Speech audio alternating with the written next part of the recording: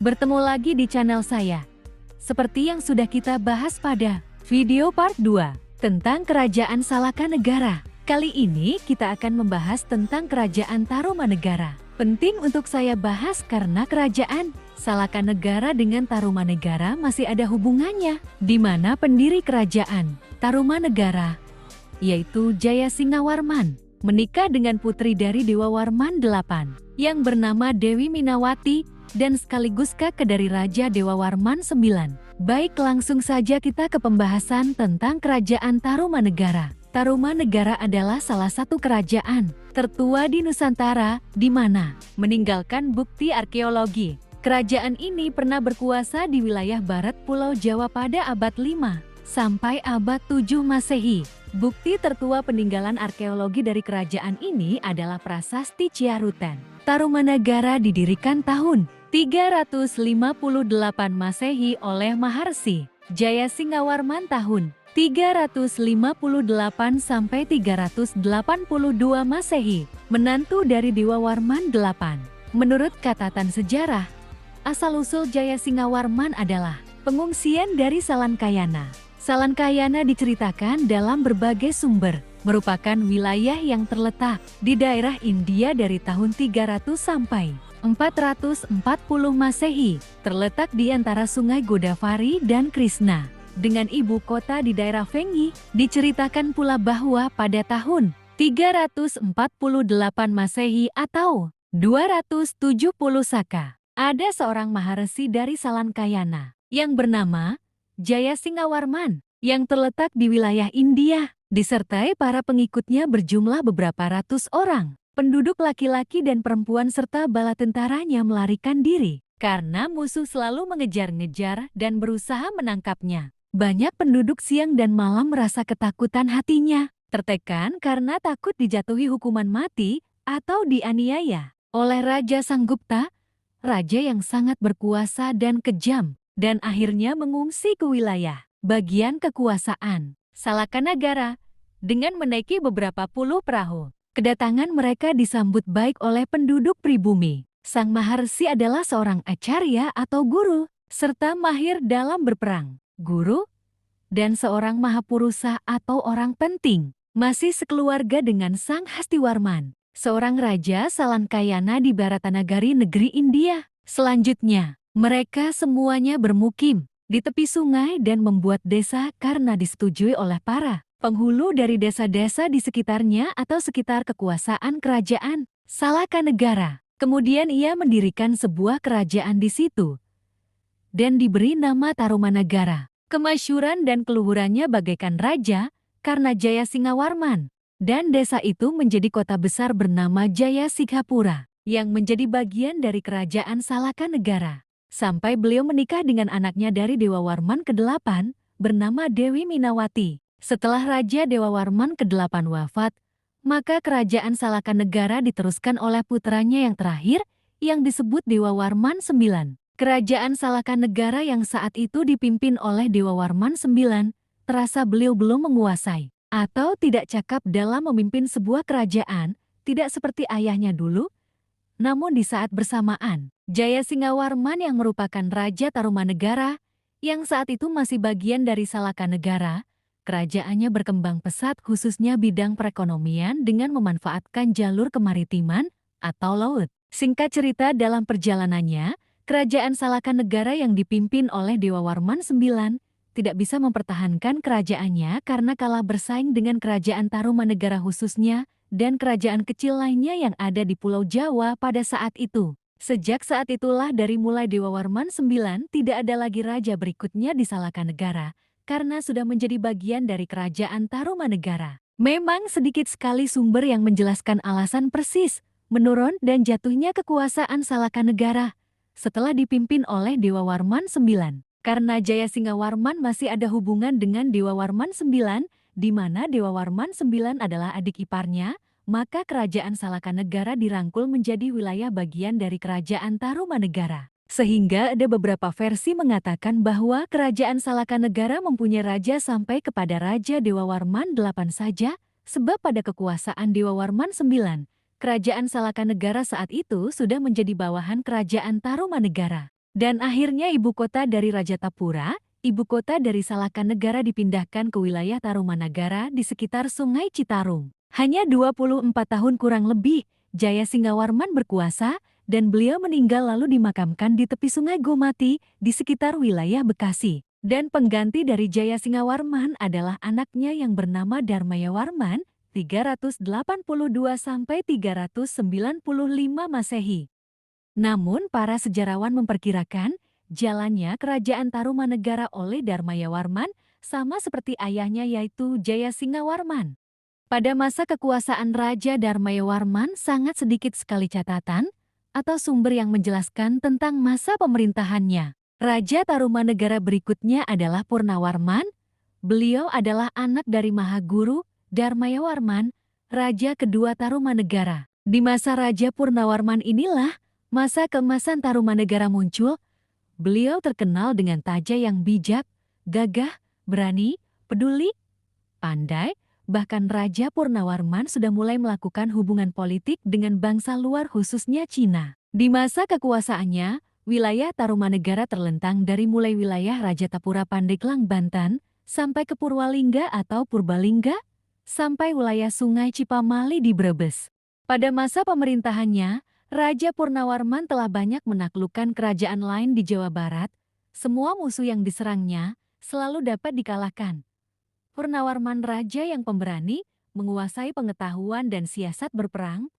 Tidak ada senjata apapun musuh yang dapat melukainya, sebab dalam perang, Purnawarman selalu memakai baju pelindung dari besi, yang dipasangnya mulai dari kepala sampai ke kaki.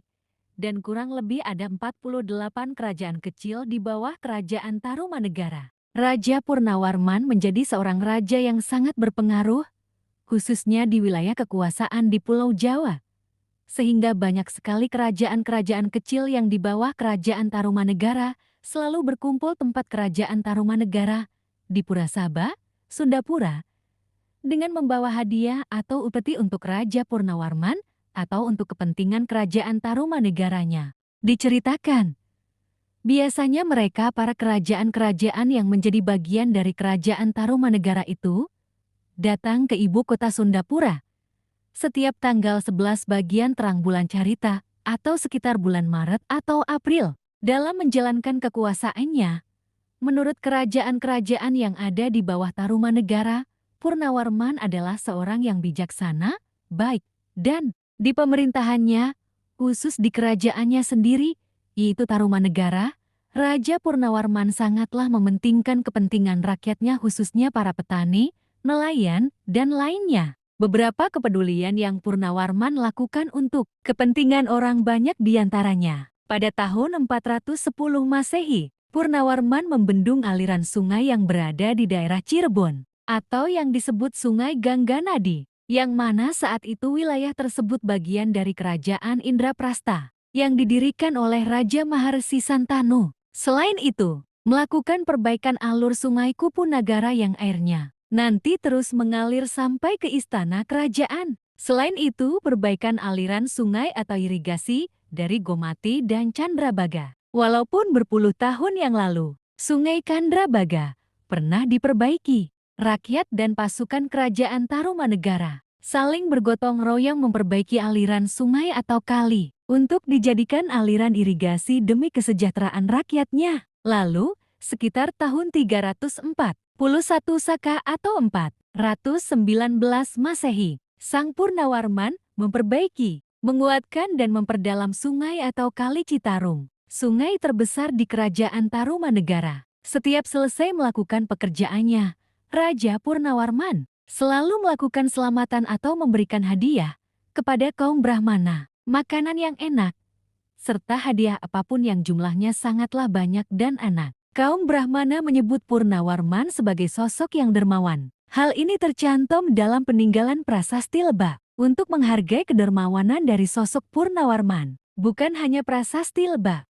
kemuliaan dan kedermawanan Purnawarman juga termuat dalam beberapa prasasti lainnya, seperti bentuk prasasti Ciarutin, prasasti Tugu, dan prasasti Kebon Kopi. Dia selalu membuat sebuah prasasti sebagai tanda atau bukti atas kerja keras. Demikian pula di tempat-tempat lain, Sang Purnawarman banyak membuat prasasti batu. Lukisan telapak kakinya, lukisan telapak kaki tunggangannya, yang dilengkapi dengan patung pribadinya, yaitu gajah yang bernama Sang Airawata. Demikian pula ada yang ditandai dengan lukisan Brahmana kumbang atau lebah, Sang Hyang Tapak, bunga teratai, harimau dan sebagainya, dengan tulisan pada batunya, di tempat-tempat pemujaan atau disebut Pretakaryam, yang telah selesai dibangun, dilukiskan bendera Tarumanagara dan jasa-jasa Sang Maharaja.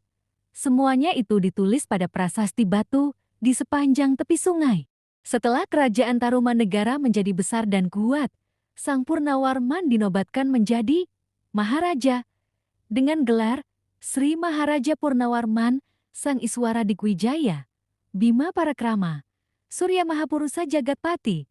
Dia pun seorang pemuja Batara Indra. Selanjutnya pada tahun 399 sampai 403 Masehi, Raja Purnawarman melakukan perlawanan kepada para bajak laut yang selalu mengganggu di wilayah Laut Barat dan Utara Jawa. Perlawanan ini dimulai penyebabnya yaitu karena seorang menteri kerajaan Tarumanegara bersama 7 orang pengiringnya ditawan kemudian dibunuh oleh perompak atau bajak laut. Perang pertama dengan kaum perompak ini terjadi di perairan Ujung Kulon. Angkatan Laut Tarumanegara dipimpin langsung oleh Sang Purnawarman. Berikutnya hubungan luar kerajaan Tarumanegara.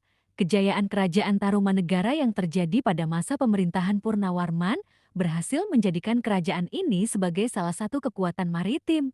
Sekarang menjadi bagian Asia Tenggara. Ia juga membangun hubungan dagang dan diplomatik dengan kerajaan-kerajaan lain di Nusantara, seperti Kutai, Sriwijaya, Kalingga, dan Bali.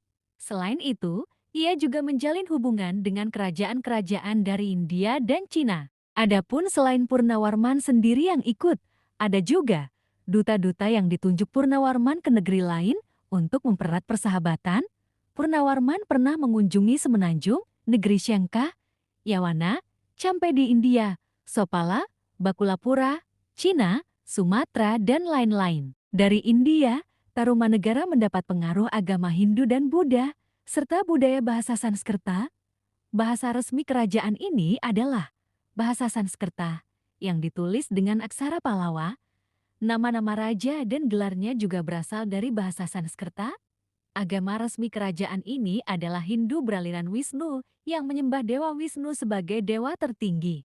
Diceritakan bahwa utusan atau duta Purnawarman adalah pamannya sendiri bernama Nagawarman, seorang panglima lot kerajaan Salaka Negara. Kerajaan ini juga menjual berbagai komoditas seperti rempah-rempah, emas, perak, kayu, gading, dan mutiara ke Cina.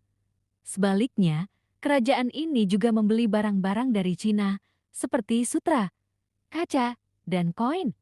Hubungan antara Tarumanegara dan Cina tercatat dalam beberapa naskah Cina, seperti dinasti Liang 502 sampai 557 Masehi, dinasti Sui 581 sampai 618 Masehi, dan dinasti Tang 618 sampai 907 Masehi. Adapun beberapa peninggalan penting kerajaan Tarumanegara pada saat itu diantaranya prasasti-prasasti yang tersebar di berbagai tempat khususnya di Jawa Barat dan Banten. Prasasti-prasasti ini berisi tentang sejarah, agama, budaya, dan geografi kerajaan ini. Beberapa prasasti yang terkenal adalah Prasasti Ciaruten, prasasti tertua yang berasal dari abad ke-5 Masehi yang berisi tentang tapak kaki Raja Purnawarman dan gelarnya sebagai Trisakti. Prasasti Tugu, prasasti yang berasal dari abad ke-5 Masehi yang berisi tentang penggalian Sungai Gomati dan Candrabaga oleh Purnawarman. Prasasti Kebon Kopi, prasasti yang berasal dari abad ke-5 Masehi yang berisi tentang daftar nama-nama sungai di wilayah kerajaan ini. Selain prasasti-prasasti, peninggalan kerajaan Tarumanegara yang lain, khususnya saat Raja Purnawarman berkuasa, adalah candi-candi dan stupa-stupa Buddha. Beberapa candi dan stupa yang ditemukan adalah Candi Jiwa, candi Buddha tertua di Jawa Barat, yang berasal dari abad ke-4 Masehi. Candi ini terletak di Desa Batujaya, Karawang. Candi Blandongan Candi Buddha yang berasal dari abad ke-5 Masehi. Candi ini terletak di Desa Blandongan, Bekasi. Candi Bojong Menji, candi Buddha yang berasal dari abad ke-6 Masehi. Candi ini terletak di Desa Bojong Menji, Bandung. Stupa Dharma Raja, stupa Buddha tertua di Indonesia, yang berasal dari abad ke-4 Masehi. Stupa ini terletak di Desa Dharma Raja, Sumedang. Selain itu, beberapa prasasti yang dibuat setelah Raja Purnawarman seperti Prasasti Jambu, prasasti yang berasal dari abad ke-5 Masehi yang berisi tentang pemberian tanah oleh Purnawarman kepada seorang Brahmana bernama Srijaya Badra. Prasasti Muara Cianten, prasasti yang berasal dari abad ke-6 Masehi yang berisi tentang pemberian tanah oleh Wisnuwarman kepada seorang Brahmana bernama Simhavarman. Prasasti Cidang Hiang, prasasti yang berasal dari abad ke-6 Masehi yang berisi tentang pemberian tanah oleh Indrawarman kepada seorang Brahmana bernama Sri Kandavarman. Akhirnya, Purnawarman wafat pada tanggal 15 bagian terang bulan Posya tahun 356 Saka atau 24 November 434 Masehi dalam usia 62 tahun. Ia dimakamkan di tepi Sungai Citarum sehingga mendapat sebutan Sang Lumahing Tarumanadi, yang artinya, yang dipusarakan di Citarum. Demikian uraian penting dari perjalanan Kerajaan Tarumanegara, dari mulai Raja Jayasingawarman, Dharmayawarman, sampai Purnawarman Raja yang membawa masa kejayaan. Tonton terus video saya, tunggu video berikutnya untuk menambah wawasan kita tentang sejarah Nusantara, dari abad pertama sampai berikutnya. Terima kasih.